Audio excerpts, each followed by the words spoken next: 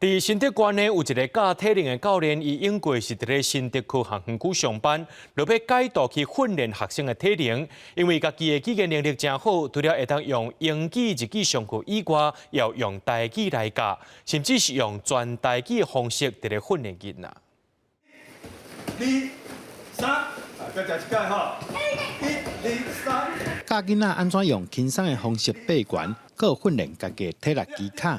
原底伫科学区上班的张文婷，平常时除了会用英语、日语上体能课，也有咧用台湾本土语言，用全台语来帮囡仔上课。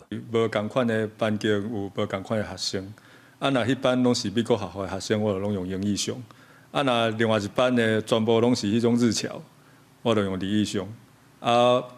有台语需求的，我就用台语。我本身高雄人，我伫高雄本来拢讲台语啊。是来台北遮，有一站无机会讲着台语。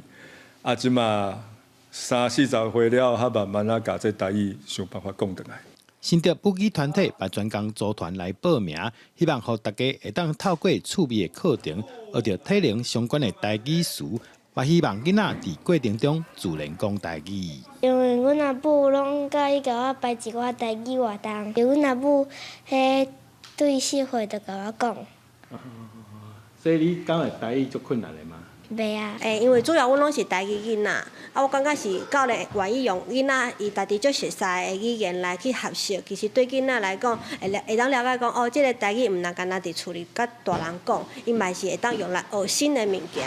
安尼对伊来讲，台语就是一个有用的语言安尼。母语团体指出，学台语不只是干那会当看册、读绘本，用这款无共款的课程以及多变化的活动。互囡仔知影，其实台语就是生活语言，万事万项拢会当用台语来讲来交流。记者杜文和新潮报道。